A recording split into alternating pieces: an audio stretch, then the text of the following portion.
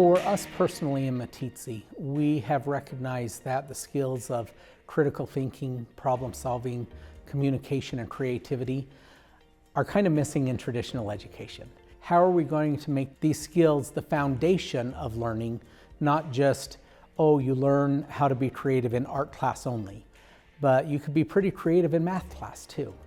And when we start to have a focus on, let's instill those just in everything that we do, it really can revolutionize things. What it looks like is students are getting up to school, not thinking about the classes they're going to go to, they're thinking about what they want to do. Student-centered learning is looking like students being in the driver's seat to determine how they're going to show a teacher that they have the competencies that we say are necessary in order to pass a class. Right now, what we have developed are some mini projects where kids are able to, within a day, do a quick project to show that they understand the laws of motion, or something by building a quick catapult and being able to describe it. Other projects are multi-grades, and so we have middle school, some even down to elementary, working up with high school kids. And they're creating events, and they're creating products, and they're working with our community in things that our community have needs for. And what that has done is it's really fostered this sense of we matter from a student's perspective. I don't have to sit down and answer 50 questions on a math test. I'm actually get to build a rocket and demonstrate that I can do the calculations in a real life application. Me and my friends, we started this project. We're doing a podcast in our school, and so we've been planning it, and we're gonna start making episodes really soon. The plans of the podcast, we've been scripting and we've been practicing, figuring out who we want to talk to, and we're gonna be able to learn how to have our conversation, how to reach out to people that we want to bring into our school. We're gonna learn about filming, doing audio, and having professional conversations with people we might not know.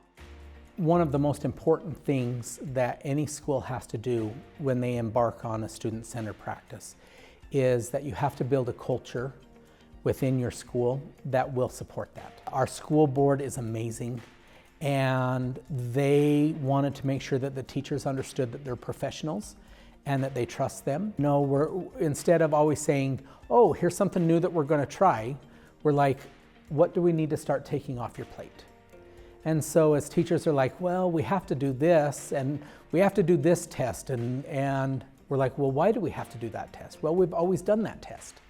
Well, I get it, gives us some great data, but I would say that no state test has ever gotten a kid a job.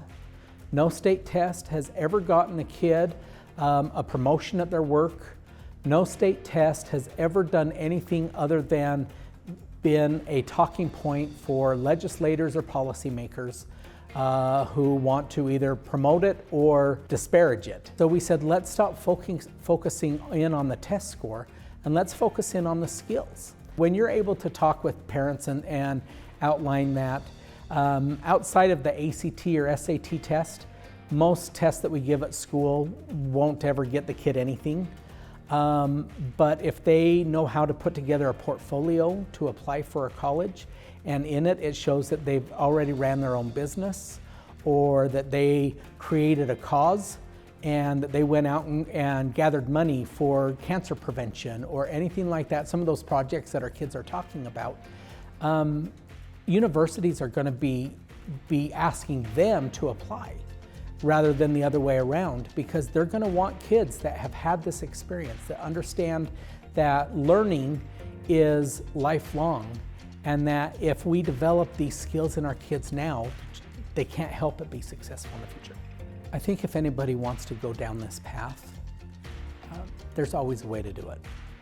So you may think that there's too many obstacles in your way. Start taking them one obstacle at a time. And you go in and you figure out, okay, who's creating this obstacle?